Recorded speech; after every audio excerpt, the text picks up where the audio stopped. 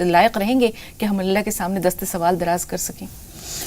جی الحمدللہ رب العالمین والصلاۃ والسلام علی رسول الکریم وعلی آلہ وصحبہ اجمعین اما بعد اعوذ باللہ من الشیطان الرجیم بسم اللہ الرحمن الرحیم رب اشرح لی صدری ویسر لی امری واحلل عقدۃ من لسانی یفقہوا قولی۔ اصل میں احسان کرنے کا جو معاملہ ہے وہ اسلام کی ایک شان ہے اور ایک خوبصورتی ہے۔ قرآن میں سورہ نحل میں اللہ نے 90 نمبر آیت میں عدل اور احسان کرنے کا حکم دیا ہے۔ عدل کہتے ہیں کسی کا جو حق ہے اسے پورا دینا، لیکن احسان یہ ہے کہ جو اس کا حق ہو اس سے بڑھا کے دینا۔ مان لو آپ نے کسی مزدور کو بلایا، 200 روپے مزدوری اس سے طے کی، اسے اگر آپ نے 250 روپے دیے تو یہ احسان ہے۔ اپنا حق چھوڑ دینا یا اس میں دوسروں کو شامل کر لینا یہ احسان ہے۔ آپ بس میں ہیں، ٹرین میں ہیں، کوئی بوڑھا یا کوئی لیڈی کھڑی ہے اور آپ نے اپنی ٹانگیں سکوڑ لی اور اسے اپنی سیٹ پہ جگہ دے دی، یہ بھی احسان ہے۔ اصل میں احسان جو لفظ ہے یہ حسن سے بنا ہے۔ حسن یعنی خوبصورتی۔ اسے آپ اس طرح سمجھیں کہ کوئی آپ نے پینٹنگ بنانی ہے تو آپ نے اس کا اسکیچ بنایا، اب اس میں آپ نے کلر بھرنے ہیں، تو اگر آپ نے کلر اس طرح سے بھرے کہ وہ باہر کی طرف نکل گئے لائنوں سے تب بھی خوبصورتی ختم، یا لائنوں تک نہیں پہنچے ادھورے رہ گئے تب بھی خوبصورتی ختم۔ اصل میں حسن یا خوبصورتی وہ ہے جو دوسروں کو اچھی لگے، اور دین میں خوبصورتی کی، احسان کی بہت زیادہ اہمیت ہے۔ اصل میں اسلام یہ چاہتا ہے کہ ہر جو کام ہے وہ خوبصورتی کے ساتھ کیا جائے۔ تو قرآن میں بھی اللہ رب العزت نے یہ بات کہی ہے احسان کے معاملے میں کہ سورہ بقرہ کی 262 نمبر آیت میں کہ خدا کی راہ میں جو لوگ مال خرچ کرتے ہیں اور احسان نہیں جتاتے ان لوگوں کا معاملہ اللہ کے ہاتھ ہے، نہ وہ غمگین ہوں گے نہ انہیں کسی قسم کا کوئی خوف ہوگا۔ تو یہ وہ معاملے ہیں احسان کے جو صحابہ اکرام، حضور صلی اللہ علیہ وسلم کی آپ زندگی دیکھیں کہ فتح مکہ پہ ان لوگوں کو سب کو ایک ساتھ معاف کر دیا جنہوں نے صحابہ کو قتل کیا تھا، حضور صلی اللہ علیہ وسلم کو ہدایت دی تھی، یہ بہت بڑا احسان تھا۔ طائف میں جب گئے ہیں وہاں لوگوں نے ظلم کیا، یا احد پہ جب حضور صلی اللہ علیہ وسلم کے دندان مبارک شہید ہوئے ہیں وہاں صحابہ اکرام نے کہا بھی کہ آپ بد دعا کریں، نہ طائف میں بد دعا دی نہ احد میں بد دعا دی، یہ بھی ایک احسان کا ہی معاملہ ہے۔ تو احسان جو ہے وہ تو ایمان کا حصہ ہے، اور اللہ محسنین کو پسند کرتا ہے، جو آیت آپ بتا رہی ہیں۔ تو جتنے بھی احسان کرنے والے لوگ ہیں وہ سب اللہ کی نظر میں بہت زیادہ پسندیدہ بھی ہیں، اور انہیں اجر بھی بہت ملے گا۔ قرآن خود کہہ رہا ہے کہ ان کا اجر اللہ کے پاس ہے، اور پھر یہ نہ غمگین ہوں گے نہ کسی قسم کا کوئی خوف ہوگا۔ یہ احسان جو انسان کرتا ہے اور اپنا اجر اللہ کے حوالے کر دیتا ہے یا اللہ پر چھوڑ دیتا ہے، تو اللہ کا اصول یہ ہے، یا اللہ کا جیسے ہم یہ کہہ سکتے ہیں کہ دستور یہ ہے، معاملہ یہ ہے کہ وہ کئی گنا بڑھا کر دیتا ہے۔ اصل میں احسان کا ایک مطلب یہ بھی ہے جو آپ بتا رہی ہیں کہ شوق سے اور لگن سے جو ہے وہ عبادت کرنا، صدقات کرنا۔ آپ یہ دیکھیں کہ حضور صلی اللہ علیہ وسلم ایک بار مسجد نبوی میں تشریف لائے۔ ان دنوں یہ اس ٹائم معاملہ تھا کہ جب فصل ہوتی تھی کوئی تو شروع میں جو ہے چیزیں مسجد نبوی میں بھیجی جاتی تھی فصل کی۔ تو حضور نے دیکھا کہ کچھ کھجوریں لٹکی ہوئی ہیں گوشے کھجوروں کے، لیکن وہ ردی کھجوریں ہیں، بڑھیا نہیں ہیں۔ اللہ نے وہی نازل کر دی کہ اللہ کی راہ میں اگر تم بہت بڑھیا نہیں دے سکتے، عمدہ نہیں دے سکتے، تو کم سے کم درمیانی چیز تو دو۔ ہمارا تو حال یہ ہے کہ ہم آج اس طرح کا معاملہ ہے کہ جو روٹی باسی ہو جائے وہ اللہ کے نام پہ، جو کپڑا پسند نہ آئے وہ اللہ کے نام پہ، کوئی جوتا پھٹ جائے ٹوٹ جائے وہ اللہ کے نام پہ، کوئی بچہ اب نارمل ہو یا کوئی کم دماغ کا ہو اسے دین کی راہ میں لگائیں گے۔ جو عمر سب سے 3rd کلاس قرآن نے کہی ہے، ضعیفی کی عمر، ہاں اس کو جو ہے 70-80 سال کی عمر میں جا کے تسبیح پکڑیں گے یا پھر حج کو جائیں گے۔ تو یہ سارے معاملے وہ ہیں، ذوق اور شوق کے ساتھ عبادات کرنا، صدقات کرنا، یہ ساری چیزیں جو ہیں اسلام کا حصہ ہیں۔ آپ یہ دیکھیں کہ ایک صحابیات تھیں، سلیم نام تھا ان کا، جب جہاد کی کال ہوئی تو یہ پریگننٹ تھی، 9 مہینہ تھا، اور آ کے کھڑی ہو گئی وہاں، اور جہاد کے لیے چل بھی نہیں بلکہ لوگوں کے ساتھ۔ کچھ نے آ کے بتایا حضور صلی اللہ علیہ وسلم کو کہ اس طرح سلیم کو جو ہے وہ 9 مہینہ ہے اور کبھی بھی بچہ پیدا ہو سکتا ہے، اور وہ جہاد کے لیے جا رہی ہے۔ حضور نے انہیں کال کیا، بلا لیا، اور اس کے بعد انہیں سمجھائی بات کو۔ تو وہ ذوق اور شوق تھا ان کا عبادات کا، یہ ہے اصل میں احسان۔ تو وہ جو شوق تھا اس ٹائم ان لوگوں کا وہ ہمارے اندر سے نکل گیا، اب یہ ایمان کی کمزوری کی وجہ ہے، ورنہ احسان تو اسلام کا حصہ ہے، سمجھیے آپ۔ بالکل، اور ہم سب کچھ اسی دنیا میں چاہتے ہیں۔ جب قرآن پاک کی آیت نازل ہوئی کہ لن تنالوا البر حتى تنفقوا مما تحبون، کہ تم نیکی کی بہترین یعنی جو بلندی تک اس وقت تک نہیں پہنچ سکتے جب تک کہ اپنی پسندیدہ چیز اللہ کی راہ میں نہ دے دو، قربان نہ کر دو یا اللہ کی راہ میں نہ دے دو. تو ایک شخص رسول پاک صلی اللہ علیہ وسلم، ایک صحابی رسول پاک صلی اللہ علیہ وسلم کے پاس آئے اور انہوں نے کہا کہ ایسا لگتا ہے کہ اللہ تعالیٰ کو میرا باغ پسند آ گیا ہے. تو رسول پاک صلی اللہ علیہ وسلم نے پوچھا کیا معاملہ ہے؟ انہوں نے کہا کہ جب یہ میں نے آیت سنی تو میں نے سوچا میرا سب سے پسندیدہ چیز جو میری ہے وہ یہ باغ ہے، تو اے رسول اللہ گواہ رہیے گا یہ باغ میں اللہ کی راہ میں خرچ کرتا ہوں، انفاق فی سبیل اللہ ہے، لیکن یہ بھی مجھے اس کا اجر اس دنیا میں نہیں چاہیے، مجھے اس کا اجر اللہ تعالیٰ سے آخرت میں چاہیے. اسی طرح ہم دیکھتے ہیں امہات المومنین کا دستور یہ تھا کہ جب وہ کسی شخص کے پاس کچھ بھجواتی تھیں صدقہ و خیرات تو کہتی تھیں کہ ذرا سننا اس نے کہا کیا ہے، جواب میں کیا کہا ہے. اگر وہ جزاک اللہ یا اس طرح کے کلمات کہتے تھے تو وہ بہت افسوس ہوتا تھا، وہ کافی افسوس ملتی تھیں کہ ارے میرا اجر تو اسی دنیا پہ پھر مجھے مل جائے گا، مجھے اس تو دنیا ان کی میں تو نہیں نظر آخرت پہ رہتی تھی نا. حضور صلی اللہ علیہ وسلم نے احسان کے معاملے میں ایک بار یہ بات فرمائی کہ تمام مخلوق جو ہے وہ اللہ کا کنبہ ہے، اور اللہ کو سب سے زیادہ وہ لوگ پسند ہیں جو اس کی مخلوق پہ احسان کا معاملہ کریں اور اس سے محبت کریں. یہ بہقی میں حدیث شریف آئی ہے.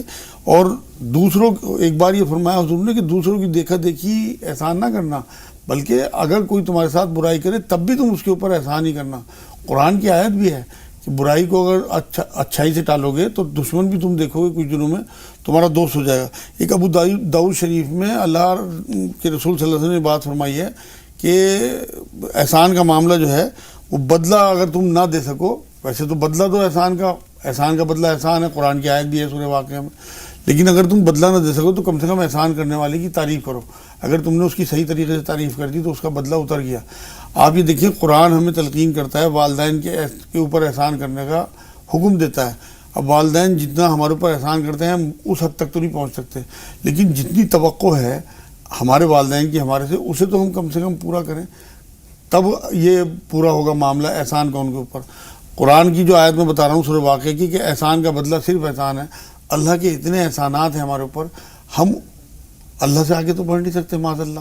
اور اللہ کے اوپر کیا احسان کریں گے؟ تو اس کی مخلوق کے اوپر، اس کے بندوں کے اوپر جتنی ہمارے اوپر استطاعت ہے، جتنی توقع لوگ رکھتے ہیں، وہ احسان کا معاملہ ہم کریں تب ہمیں اللہ کی طرف سے اجر ملے گا کہ نہ ہمیں کسی قسم کا کوئی غم ہوگا، نہ ہمیں خوف ہوگا، نہ اس دنیا میں نہ وہاں آخرت میں. یہ دونوں چیزیں. تو جو احسان کا معاملہ ہے اگر وہ ہم کسی کے اوپر کرتے ہیں تو جتانے کا کوئی معاملہ نہ ہو، کیونکہ وجہ یہ ہے کہ جتانے والوں کے لیے بہت ساری جو ہے وعیدیں آئی ہیں. اللہ کے رسول صلی اللہ علیہ وسلم نے یہ بھی فرمایا ہے کہ بہت سارے لوگ جو احسان جتانے والے ہیں ان سے اللہ بات بھی نہیں کرے گا. ایک بار یہ فرمایا کہ وہ جنت کی طرف جا بھی نہیں سکیں گے، مطلب جنت میں نہیں جائیں گے.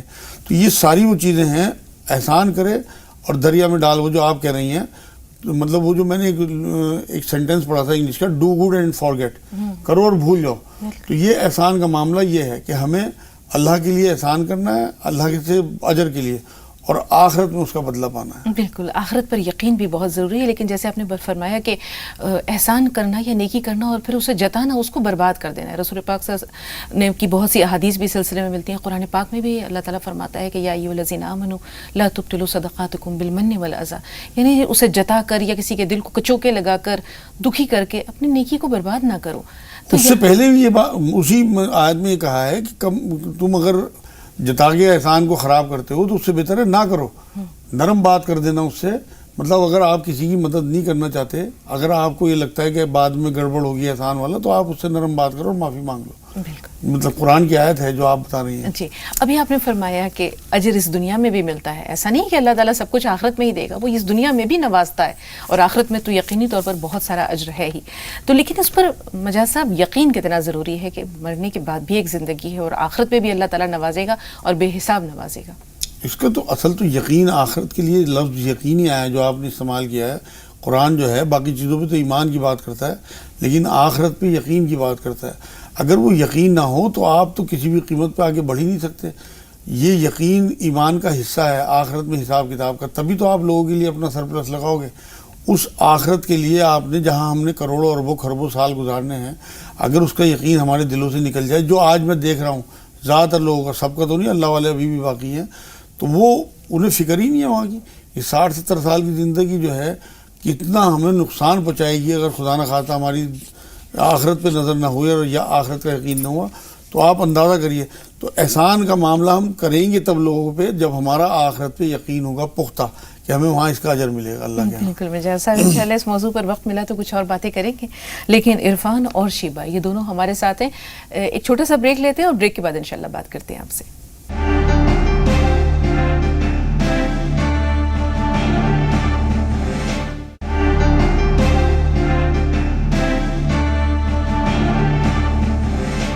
ناظرین وقفے کے بعد ایک بار پھر آپ سب کا استقبال ہے۔ عرفان اور شیبہ، شیبہ تھوڑا سا انتظار، عرفان بھائی سوال بتائیے۔ جی میرا سوال یہ ہے کہ میرے پاس 4 ایکڑ زمین ہے جو باغات ہے۔ آپ کے پاس کتنی زمین ہے عرفان بھائی؟ 4 ایکڑ 4 ایکڑ زمین ہے، باغات ہیں اس میں۔ جی جی، تو اس میں نے 3 حصہ پیسہ جمع کر دیا اس کا، لیکن میرے نام وہ رجسٹر نہیں ہوئی ہے، تو اس کا زکوٰۃ کیسے ہے، کس کا ہے، کس کے پاس ہے؟ ٹھیک ہے، تھوڑا سا انتظار۔ شیبہ آپ بتائیے۔ ہیلو جی شیبہ صاحبہ فرمائیے۔ جی، میں یہ فرما رہی ہوں کہ ایک تو میرے پیروں میں درد رہتا ہے۔ جی ٹھیک ہے، دوسرا سوال۔ السلام علیکم۔ وعلیکم السلام ورحمۃ اللہ وبرکاتہ۔ آپ نے بتایا آپ کے پیروں میں تکلیف ہے، کس طرح کی تکلیف ہے؟ سوجن ہے، نسوں میں تکلیف ہے؟ جی سوجن نہیں ہے، ہڈکل بہت زیادہ رہتی ہے پیروں میں بھی اور پورے شریر میں۔ شوگر تو نہیں ہے؟ ڈائبٹیز تو نہیں ہے؟ شوگر تو نہیں ہے آپ کو؟ جی وہ تو جانچ کروائی تھی، شوگر تو نہیں ہے۔ چلیے پھر اچھی بات ہے، دوسرا سوال بتائیے۔ پیریڈ میں بھی بہت درد ہوتا ہے کئی دن پہلے۔ ٹھیک ہے جی، اور دوسرا سوال یہ ہے کہ تراویح میں 4 رکعت کی نیت باندھ سکتے ہیں کیا؟ جیسی مطلب پریشانی رہتی ہے پیروں میں درد، نماز چھوٹی کرنے کے لیے، جی تو وہ پڑھ سکتے ہیں یا نہیں؟ ٹھیک ہے مجاز صاحب، کیا پڑھ سکتے ہیں یا نہیں؟ نہیں، تراویح تو 2 کی جتنی بھی نفل عبادتیں ہیں صلاۃ التسبیح کے علاوہ سب 2 رکعت کی ہی نیت بندھے گی۔ چھوٹی صورتیں پڑھ لیں، کوئی ضروری نہیں ہے کہ بہت لمبی صورتیں پڑھیں۔ اگر انہیں نماز چھوٹی کرنی ہے بیٹھ کے پڑھ لیں اگر ٹانگوں میں زیادہ تکلیف ہے، لیکن طریقہ وہی جو سنت طریقہ ہے، 2 نفل کی ہی نیت باندھی جائے گی۔ اور ان کے ٹانگوں میں جو درد رہتا ہے انہیں یہ چاہیے کہ ایک تو ہلدی والا دودھ پئیں رات کو، اور 1 چمچ شہد پئیں گرم پانی میں صبح شام، اور کوٹ مٹی، مہندی پتہ، کلونجی، 3 چیزیں برابر مقدار میں ملا کے چورن صفو بنا کے رکھ لیں۔ آدھا چمچ تینوں ٹائم کھانے کے بعد کھائیں، اور یا سلام یا اللہ چلتے پھرتے پڑھیں، اور 300 بار لا حول ولا قوت الا باللہ، 40 بار آیت کریمہ لا الہ الا انت سبحانک انی کنت من الظالمین، 5 نمازیں وقت کی پابندی کے ساتھ، انشاءاللہ تمام ٹانگوں کا درد اور بے چینی جسم کی ختم ہو جائے گی بالکل۔ جی، اب عرفان صاحب کا جو سوال ہے، 4 ایکڑ زمین ہے لیکن رجسٹری ابھی تک ان کے نام سے نہیں ہوئی، انہوں نے تقریباً 3 حصے پیسے جمع کروا دیے ہیں، اب زکوٰۃ اگر دینی ہو اس کی تو یہ کس پر فرض ہے؟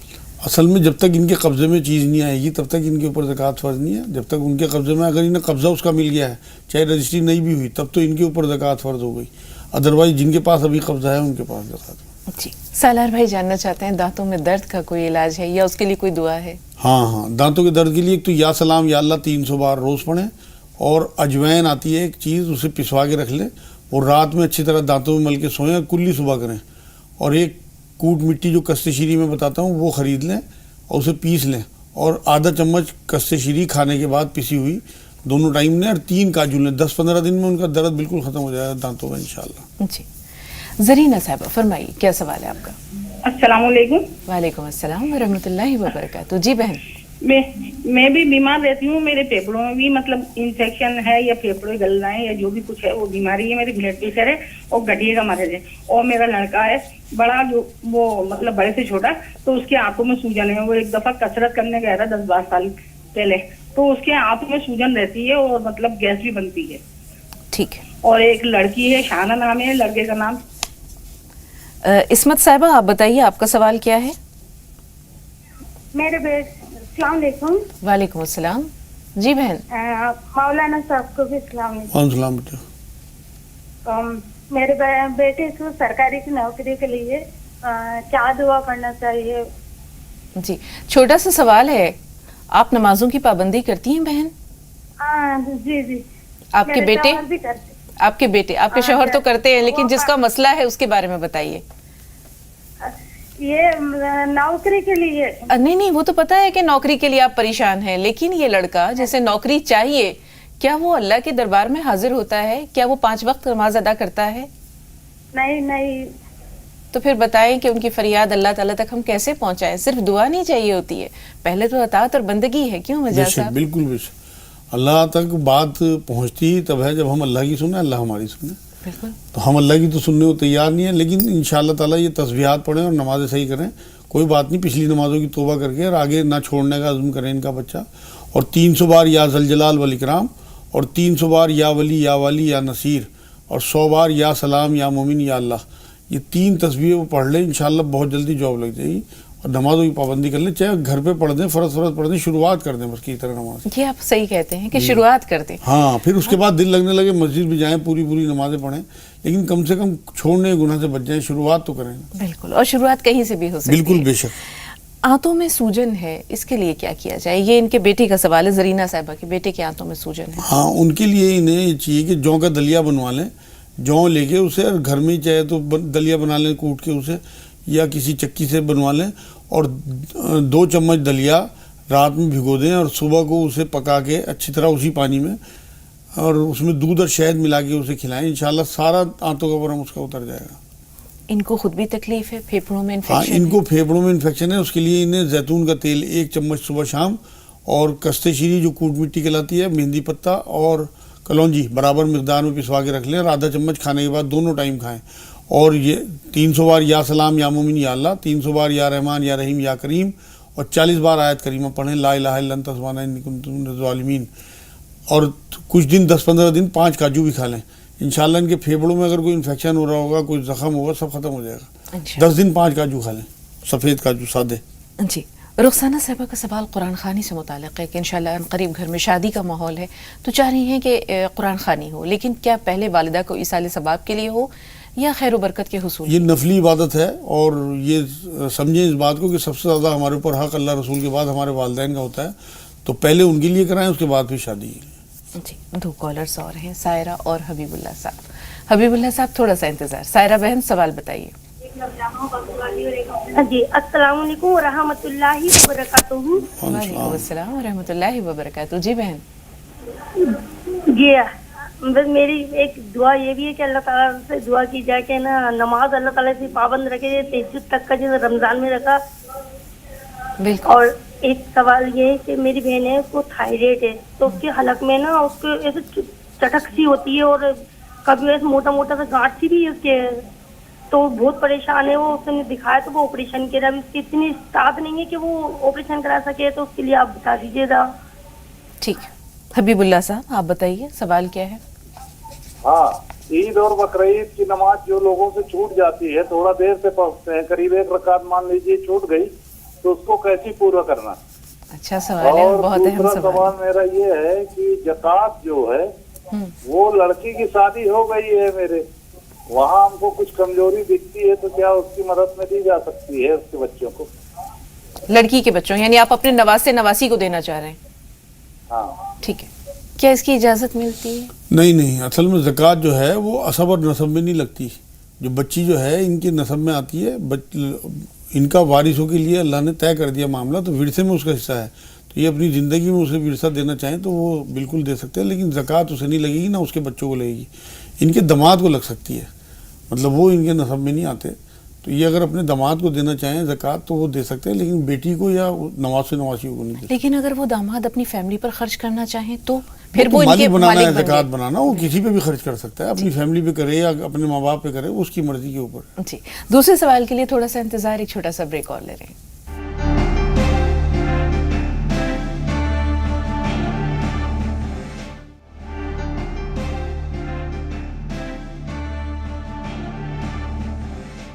ناظرین وقفے کے بعد ایک بار پھر آپ سب کا خیر مقدم ہے. اکرام بھائی آپ سے مخاطب ہیں، سوال بتائیے. ہیلو. جی اکرام بھائی فرمائیے. ہاں جی، میرے 2 سوال ہیں. جی پہلا. ایک تو سر میں درد رہتا ہے جی میرے، جی. اور ایک ہمارے کاروبار میں برکت نہیں ہو رہی، اس کے لیے دعا کروانا ہے. ٹھیک ہے. عبد الرحمن بھائی آپ بتائیے آپ کا سوال کیا ہے؟ السلام علیکم ورحمۃ اللہ وبرکاتہ. وعلیکم میرا السلام. پہلا سوال تو یہ ہے کہ ہندوستان جو ہے وہ دارالامن ہے یا دارالحرب، اس کی وجہ کے ساتھ میں وضاحت چاہیے. دوسرا سوال یہ ہے کہ جو مسلم جو ہیں وہ बैंक मुलाजिम है, तो वैसे जो बैंक का सूद नाजायज माना जाता है और उनको उसका खर्च भी जो है वो गरीब मिस्किनों में देने का आलिम वगैरह जो है ये मशवरा देते हैं। तो जो जो मुस्लिम मुलाजिम है उनकी जो है सैलरी वगैरह वो सब जो है वो तो बैंक सूद पे दारोमदार है उनका, तो उनके वहाँ ठीक है। जाना, उनके वहाँ खाना ठीक है पीना। भाई, आपका सवाल अपनी नौयत के साथ, अपनी तमाम तर नज़ाकतों के साथ पहुंच गया मजाज साहब तक। जी, बैंक में मुलाजमत या बैंक में असल नौकरी, में बैंक का सारा जो निज़ाम है ना वो सूद के ऊपर मबनी है। और इनका जो सवाल है, ये चाहते हैं कि हम जो रिश्तेदार या जो दोस्त बैंक में जॉब करते हैं उनके यहाँ खाना पीना हम करें या ना करें। अगर उनके और भी कोई बिजनेस है साथ में तो कोई हर्ज नहीं है, आप अच्छे गुमान के साथ आप उनसे मिलना जुलना भी रखें और उनके यहाँ खाएं पिएं। वरना अगर आपने ज़्यादा उनसे दूरी इख्तियार की तो आप उन्हें दावत नहीं दे सकते इस बात की कि वो उस जॉब को छोड़ने की कोशिश करें। तभी आप दीन बता पाएंगे उनसे जब आपका उनसे मेल जोल होगा। तो इस तरह की बहुत ज़्यादा सख्ती इस्लाम में नहीं है, बल्कि हुज़ूर अकरम सल्लल्लाहु अलैहि वसल्लम भी जाया करते थे इस तरह के लोगों के यहाँ जो गैर मुस्लिम थे।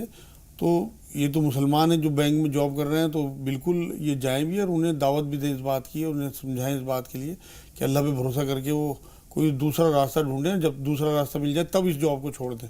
लेकिन मिलने जुलने में, खाने पीने में कोई हर्ज नहीं है। अगर उनके और भी बिजनेस होते हैं साथ में, आजकल सिर्फ जॉब से कुछ नहीं होता। जी, इकराम साहब का सवाल सर में दर्द के बारे में है। हाँ, उनको ये चाहिए कि एक तो तेल कलौंजी और तेल जैतून बराबर मिकदार में मिला के ड्रॉपर में भर के रख लें और एक बूंद सुबह शाम नाक में डालें।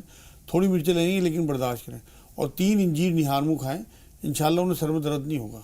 जी, कारोबार से मुताल्लिक सवाल, कारोबार में बरकत नहीं। कारोबार के लिए इन्हें 300 बार या जलाल वल इकराम, 300 बार या वली या वाली या नसीर और 5 नमाजों की पाबंदी, इंशाल्लाह कारोबार। और एक दुआ आती है हदीस में, अल्लाहुम्मा क़फ़िली भी हलाली का व हरामी का व अग्निनी भी फदली का मन सिवाक। इसका भी रखें, इसे याद कर लें, दुआओं की किताबों में मिल जाएगी इंशाल्लाह। एक उन साहब का एक सवाल और भी था कि हिंदुस्तान जो है दारुल अमल है, दारुल हरब, वो भी बहुत ज़रूरी है जवाब देना। ये बहुत सारे लोगों के दिमाग में ये बात बैठी हुई है कि ये दारुल हरब है। ये दारुल हरब नहीं है मेरे भाई, दारुल अमल है। आपको तमाम 5 नमाजों की, आपकी अजानों की, आपकी तमाम इबादत की जिस जगह पे आपको बिल्कुल इजाज़त हो और खुली छूट हो, वो आपका अपना मुल्क है, दारुल हरम नहीं है। इसलिए इस तरह का कोई दिमागों से सहन से निकाल दें।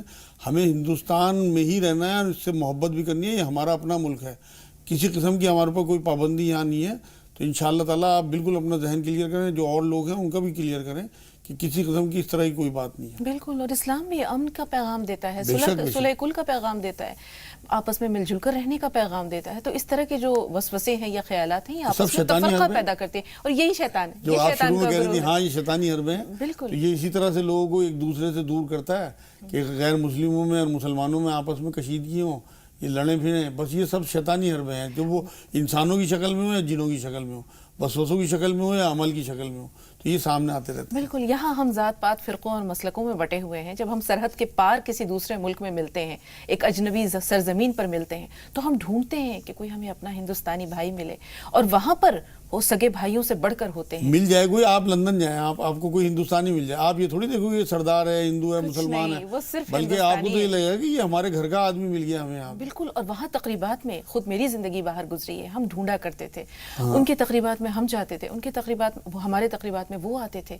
तो ये अमन व आश्ती का पैगाम है। ये असल में सब वही है जो आपने शुरू में कहा है, शैतानी हरबे हैं, शैतानी हरबे जो हमें भटकाते हैं। बिल्कुल। समीउन निसा साहिबा, फरमाइए क्या सवाल है आपका? हेलो, अस्सलाम वालेकुम। वालेकुम अस्सलाम। जी बहन, मेरे हस्बैंड को ना खराटे की परेशानी है, नींद में ज्यादा खराटे आते हैं, इसके लिए दुआ बोलिए और जी। इलाज बोलिए। ठीक है, ये ऐसी ये परेशानी वैसे उनको कम, आपको ज्यादा है। तो बताएंगे मौलाना साहब, जरूर बताएंगे। एक कॉलर और हैं जी, अपना नाम बताइए। राशिद भाई, हमें सुन पा रहे हैं? राशिद भाई लगता है इंतजार नहीं कर सके। अब खराटों का क्या किया जाए मजाज साहब? खराटों के लिए नहीं चाहिए, गेंदे के फूल आते हैं, वो सिराने रखे हैं अपने हस्बैंड की रोज रात में, और 2-3 दिन बाद वो जब सूख जाए उन्हें फेंक दें, फ्रेश रख दें। और एक महानारायण का तेल आता है, वैसे तो वैद्यनाथ या जो इस तरह की जो फार्मेसी हैं उनके महानारायण का तेल, छोटी शीशी आएगी 50-60 रुपए की, वो नाक में एक बूंद डाल लें या हथेली पे लेके अंगूठा और ये उंगली इस तरह की नाक पे लगा लिया रात में, तो खराटे कम हो जाएंगे, ख़त्म नहीं होंगे लेकिन काफ़ी कम हो जाएंगे इंशाल्लाह। और गेंदे के फूल रखे हैं उनके सिराने, اور اللہ سے دعا کریں اِنَّ رَبِّ عَلَىٰ كُلِّ شَيْءٍ حفیظ کہ اللہ میری حفاظت فرما اور میرے ہسبینڈ کی ان خراٹوں سے، کیونکہ بہت بڑھیا چیز نہیں ہے، کئی بار دل پہ اثر کرتے ہیں زیادہ خراٹے جو ہیں، تو ان کی صحت کے لیے مضر ہے. یعنی ان کے لیے بھی جو ہے پریشان کن ہے. ٹھیک ہے مجاز صاحب، تھوڑا سا ایک مسئلہ اور یہ ہے، جیسے حبیب بھائی نے بتایا کہ کسی شخص کی عید یا بقر عید کی جو عید الاضحیٰ کی نماز ہے وہ قضا ہو جاتی ہے، ایک رکعت یعنی نکل جاتی ہے، تو پھر وہ کیسے اس کی تکمیل وہ کیسے؟ باقی جو ایک رکعت ہے ایسے ہی پڑھے گا عام طریقے سے، کیونکہ اس میں تکبیریں تو اس کی نکل چکی، وہ تو امام صاحب کے ساتھ تھی، تو اپنی ایک رکعت جو باقی نکل گئی وہ پوری کر لیا. یہ واجب نماز ہے، بہت زیادہ اس میں شدت نہیں، شدت ہمیں ہونی چاہیے فجر کی نماز کی، شدت ہمارے اندر ہونی چاہیے ظہر کی، عصر کی، مغرب کی، عشاء کی. عید کی نماز جو ہے تو واجبات میں سے ہم فجر تو پڑھتے نہیں اور اس کے لیے بھاگے پھریں گے، ایک ہجوم اکٹھا ہوگا. اسی طرح تراویحوں کے لیے بھائی پہلے 5 نمازیں اپنی درست ہوں، یہ واجبات میں سے ہے. اگر آپ کی ایک رکعت نکل گئی تو آپ عام نمازوں کی طرح اس رکعت کو پورا کر لیں. جی کرن کمار صاحب فرمائیے. کرن بھائی کیا سوال ہے آپ کا؟ کرن کمار جی ہمیں سن پا رہے ہیں آپ؟ ایسا لگتا ہے رابطہ نہیں رہا. راشد بھائی آپ بتائیے آپ کا سوال کیا ہے؟ جی السلام علیکم. وعلیکم السلام ورحمۃ اللہ وبرکاتہ. جی بھائی. جی میری کڈنی خراب ہے، کڈنی خراب ہونے کی وجہ سے باڈی کے سارے سسٹم فیل ہو گئے، لیور بھی فیل ہو گیا، بھوک نہیں لگتی، بس پریشانی بہت زیادہ ہوگی، یوریا بڑھ رہتا ہے باڈی کا بہت زیادہ. آپ کی عمر کتنی ہے راشد صاحب؟ 44 سال ہے جی. اللہ ڈائلیسس تو نہیں ہو رہا؟ ڈائلیسس ہو رہا ہے کیا آپ کا؟ نہیں ڈائلیسس نہیں ہو رہا، بی پی زیادہ رہتا ہے، بس ہائی بلڈ پریشر بھی رہتا ہے. پیشاب ٹھیک ہے؟ پیشاب ٹھیک ہوتا ہے، بس زیادہ نہیں ہوتا لیکن ٹھیک ہوتا ہے. اچھا اچھا. شوگر نہیں ہے، شوگر نہیں ہے. اچھا ٹھیک ہے، تھوڑا سا انتظار. کہاں رہتے ہیں راشد بھائی آپ کہاں رہتے ہیں؟ ہم تو یو پی میں رہتے ہیں، سہارنپور میں. پھر چراغ تلے اندھیرا، تھوڑا انتظار. ایک کالر اور ہیں ان کو بھی لے لیں. حاجی صاحب بتائیں آپ کا سوال کیا ہے؟ اور مت کرو. جی جی بالکل کم کر دیں، بہت مہربانی. اب سوال بتائیے. ہلو. جی حاجی صاحب فرمائیے. یہ میرے والد اشفاق علی ہیں اور وہ بیمار، ان کے شریر میں درد رہتا ہے، قریب 10 سال ہو گئے ہیں. ٹھیک ہے. ہلو. جی جی پوری کیفیت بتا دیجیے ایک بار. بیمار ہیں ہاں اور وہ ان کا درد بند نہیں ہوتا، کافی ہم نے علاج کرایا ہے. ٹھیک ہے، کیا کیا جائے اس مجاز صاحب؟ ان کو تو یہ چاہیے کہ 3 انجیر انہیں دیں، رات کو بھگو دیں، کیونکہ ان کے دانت وانت بھی خراب ہو گئے ہوں گے بڑھاپے میں. رات کو بھگو دیں، وہ ملائم ہو جائے گی، صبح کھلا دیں 3 انجیر روز انہیں. اور رات کو ہلدی والا دودھ دیں سوتے ہوئے انہیں. اور کوٹ مٹی کسے شیری جو کہلاتی ہے، کلونجی اور مہندی پتہ برابر مقدار میں پسوا کے رکھ لیں، اور آدھا چمچ تینوں ٹائم کھانے کے بعد دیں انہیں. اور شہد گرم پانی میں پلایا کریں، 1 چمچ شہد 1 گلاس گرم پانی میں صبح شام. انشاءاللہ ان کا مسئلہ حل ہو جائے گا. جی اب راشد بھائی کا مسئلہ سہارنپور میں ہی رہتے ہیں وہ. ہاں تو سہارنپور میں روحانی مرکز ہے میرے بھائی، آپ وہاں کانٹیکٹ کرنے کی کوشش کریں اگر ہو سکے تو، ورنہ تو آپ یہ کریں کہ کوٹ مٹی، مہندی پتہ، کلونجی یہ پسوا کے رکھ لیں اور آدھا چمچ صبح شام کھائیں، اور 3 انجیر نہار منہ کھائیں انشاءاللہ. اور یا وہاں پڑھیں 1000 بار کم سے کم روز، اور 300 بار یا رحمان یا رحیم یا اللہ، 40 بار آیت کریمہ. اللہ نے چاہا تو آپ کے گردے جو ہیں وہ جو خراب ہو رہا ہے وہ کام کرنے لگے گا.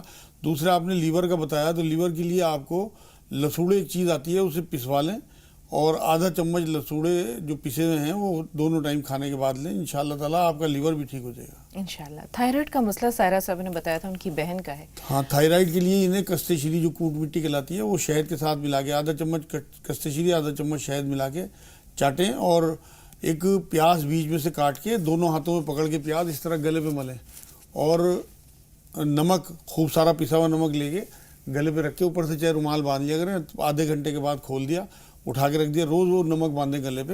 ان کا تھائرائڈ انشاءاللہ ٹھیک ہونا شروع ہو جائے گا. 300 بار یا رحمان یا رحیم یا اللہ اور 40 بار آیت کریمہ پڑھیں، اور چلتے پھرتے یا وہاب کا ورد رکھیں، انشاءاللہ گلے بھی ٹھیک ہو جائے گا انشاءاللہ. کفیل بھائی فرمائیے سوال کیا ہے؟ کفیل صاحب ہمیں سن پا رہے ہیں؟ جی جی فرمائیے سوال کیا ہے؟ السلام علیکم ورحمۃ اللہ وبرکاتہ. وعلیکم السلام ورحمۃ اللہ وبرکاتہ. جی بھائی. ہلو. کفیل بھائی. ہاں ہمارے پیروں میں سرسراہٹ بہت پڑتی ہے شام کو.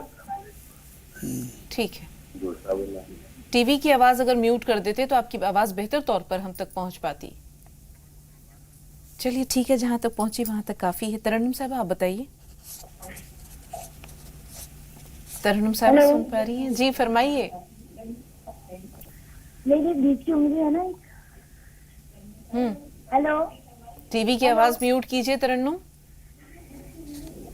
ہیلو ہیلو ہیلو کے سوا کچھ نہیں پہنچ رہا. ترنم ٹی وی کی آواز میوٹ کیجئے, بند کر دیجئے. ہیلو, معذرت خواہ, ایک چھوٹا سا وقفہ اور لے رہے ہیں.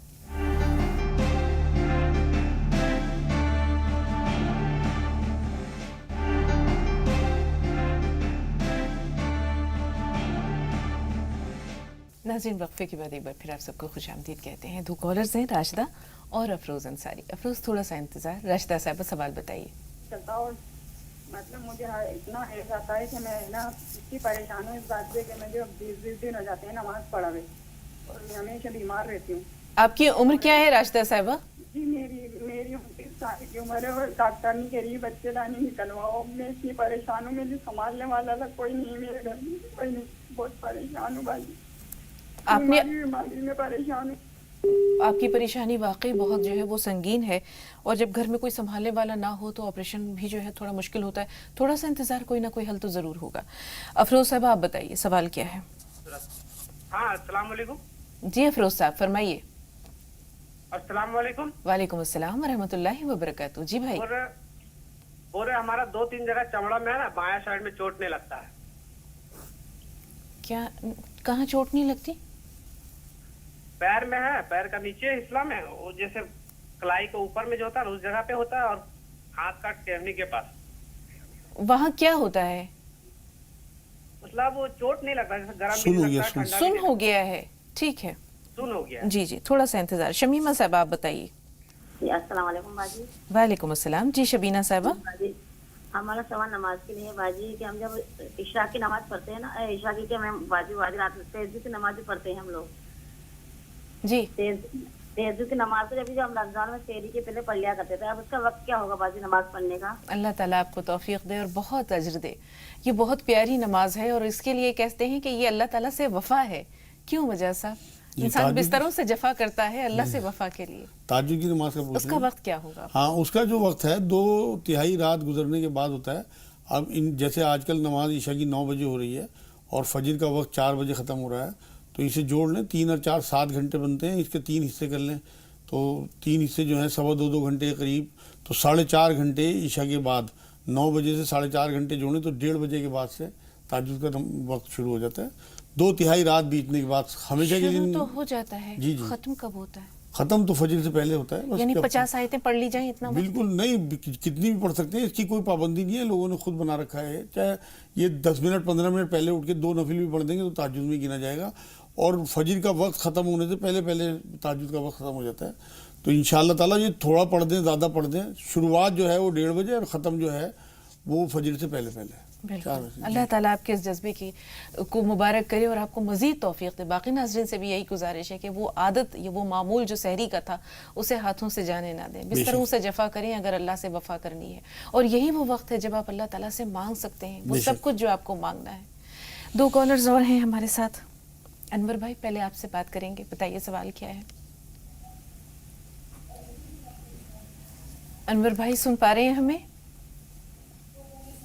ایسا لگتا ہے انور بھائی یا تو کہنے کے موڈ میں نہیں ہے یا ان سے رابطہ نہیں. اشفاق بھائی آپ بتائیے سوال کیا ہے. ہلو جی فرمائیے. ہاں جی السلام علیکم. وعلیکم السلام ورحمۃ اللہ وبرکاتہ. جی بھائی. ہاں جی نا میرے نا آنتوں میں سوجن رہتی ہے کئی سالوں سے, اور میری دل کی دھڑکن بڑھتی ہے. آپ نے بتایا دل کی دھڑکن بڑھتی ہے اور آنتوں میں سوجن ہے. شوگر تو نہیں ہے؟ جی, اور ہم نے کئی رپورٹیں بھی کروائی اور کچھ نہیں آتا. وہ کہتے نارمل ہی ہے دھڑکن کے بارے میں. ٹھیک ہے, کیا کیا جائے؟ شوگر تو نہیں ہے آپ کو؟ نہیں جی کچھ نہیں ہے. ٹھیک ہے جی. انہیں ایک آملے کا مربع روز رات کو کھانا چاہیے سوتے ہوئے, اور لا حول ولا قوت الا باللہ 300 بار. اور جو کا دلیا کٹوا لیں, رات کو 2 چمچ دلیا بھگو دیں پانی میں, اور صبح کو پانی میں ہی پکا کے اس میں اوپر سے دودھ اور شہد ملا کے کھائیں. اور کوٹ مٹی, مہندی پتہ اور کلونجی برابر مقدار میں پسوا کے آدھا چمچ کھانے کے بعد دونوں ٹائم لیں. इंशाल्लाह सब आंतों का उनका जितना भी इन्फेक्शन है सब खत्म हो जाएगा। अफरोज साहब का सवाल है, जिस्म के कुछ हिस्से हैं, कुछ मकामात हैं जो सुन्न हो गए हैं, कुछ एहसास उन्हें नहीं ये चाहिए कि 5 मुनक्का और 5 काजू रोज़ खाएं कम से कम 1 महीने तक, और 1 चम्मच शहद पिएं गर्म पानी में सुबह शाम, और 5 पत्ती ज़ाफ़रान की खाने के बाद 1 घूंट पानी से लें, और या रहमान या रहीम या अल्लाह 300 बार, और चलते फिरते या वली या नसीर या वली या नसीर, और 1 या 2 तस्बीह कम से कम या हय्यू या क़य्यूम की पढ़ें। इंशाल्लाह मसले इनके हम 1 महीने में हल हो जाएगा। ये रास्ता साहबा का मसला बहुत पेचीदा है। हाँ, उन्हें पीरियड ज़्यादा आते हैं, उन्हें चाहिए कि मीठी किशमिश खट्टी ना हो, मीठी किशमिश कंधारी किशमिश आती है एक मीठी, वो मंगा लें कंधारी किशमिश के हलवा के, और आधा चटाक यानी कि 30 ग्राम किशमिश रोज़ नाश्ते में खाएं, और सूरह हूद की 44 नंबर आयत, 11 नंबर सूरत है सूरह हूद, उसकी 44 नंबर आयत का विर्द करें, और कस्ते शीरी 1 चुटकी खाएं सुबह शाम, क्योंकि इसमें कई बार जो है ना अंदर ओवरी में इन्फेक्शन हो जाता है, उसकी वजह से ये मामला होता है। इंशाअल्लाह ताला ये मसला हल हो जाएगा, ऑपरेशन से बच जाएंगी इंशाअल्लाह। शाजिया साहबा फरमाइए, सवाल क्या है? अस्सलाम वालेकुम। वालेकुम अस्सलाम। मैं आंटी से शाजिया बोल रही हूँ जी। मेरे 2 मसले हैं। मम्मी को मुंह में छाले हैं, और दूसरा मसला है जो सिस्टर थी है मतलब, तो वो उनको पहले टीबी की बीमारी थी, लेकिन 3 साल तक के काफी इलाज चला, अभी ठीक हो गई हैं। और लेकिन उनकी जो चेस्ट है वो कमजोर हो गया है काफी, तो जैसे कुछ भी काम करती हैं तो वो थक जाती हैं, तो उसके लिए कोई दवा या कुछ है? ठीक है, दवा और दुआ दोनों इंशाल्लाह बताएंगे मजा साहब। पहले बहन का मसला ले लेते हैं। टीबी तो ठीक हो चुकी है, लेकिन थकान जैसे हाँ, पहले तो जिन्हें हैज ज़्यादा आता है वो नमाजों कह रही थी 20-20 दिन छुट्टी है, तो मेरी बहन नमाजों का मामला यह है कि 10 दिन तक हैज है, उसके बाद बीमारी है, तो वो कपड़ा लगा के पाक होके नमाज पढ़ें, और हैज जो है उस टाइम उनकी बीमारी की शक्ल है तो नमाज ना छोड़ें। अब जो आप बता रही हैं किसका मसला है? शाजिया की बहन का, जिनको टीबी थी ना, उनको ये चाहिए कि एक तो कस्ते शीरी कूट मिट्टी जो कहलाती है, मेहंदी पत्ता कलौंजी पिसवा के रखें, आधा चम्मच सुबह शाम खाएं, 5 काजू खाएं कम से कम 15 दिन तक, और जैतून का तेल पिएं आधा चम्मच सुबह शाम, सारी कमज़ोरी उनकी दूर हो जाएगी इंशाल्लाह। और जो टीबी का कोई असर अंदर होगा भी वो भी ख़त्म हो जाएगा। या रहमान या रहीम या अल्लाह 300 बार, और या वली या नसीर कम से कम 100 बार, 40 बार आयत करीमा ला इलाहा इल्ला अंता सुब्हानका इन्नी कुन्तु मिनज़ ज़ालिमीन, और 5 नमाजों की पाबंदी रखें, इंशाल्लाह टीबी नहीं होगी दोबारा। वालिदा को मुंह में छाले हैं, ये आखिरी सवाल। हाँ, उनके लिए ये चाहिए कि इन्हें सुहागा खिला लें, तवे पे डालेंगी तो सुहागा खिल जाएगा, खिलने के बाद जब उसे उतार के पीस के रख लें डब्बे में भर के, और उसमें ग्लिसरीन मिला लें सुहागे में, और वो लगाएं उनके मुंह में, 3 दिन में छाले ख़त्म हो जाएंगे इंशाल्लाह। दूसरा काम ये करें कि गुलाब जल 1 घूंट उनके मुंह में डालें, वो अच्छी तरह उसे मुंह में चला के उस 1 घूंट को तो पी लें, दूसरा घूंट फिर उनके मुंह में जाए और उसे अच्छी तरह चला के और दाल की तरह टपका दें। 3 दिन में छाले खत्म हो जाएंगे, आगे कभी नहीं होंगे इंशाल्लाह। और कब्ज रहता हो तो कब्ज की दवाई खाएं, या तो 2 चम्मच अरंडी का तेल पिएं, क्योंकि कब्ज की वजह से ही होता है छाले मुंह में होना। जी, बहुत बहुत शुक्रिया मजहा साहब स्टूडियो में तशरीफ आवरी के लिए और नाजरीन की रहनुमाई के लिए। इंशाल्लाह फिर मुलाकात होगी। तब तक के लिए नाजरीन आपसे भी इजाज़त लेते हैं। जी सलाम पर बिला तवक्कुफ 25 अहम खबरों का सिलसिला शुरू होने को है। जी सलाम देखें, हमें इजाज़त दीजिए। अस्सलामु अलैकुम व रहमतुल्लाहि व बरकातुहू।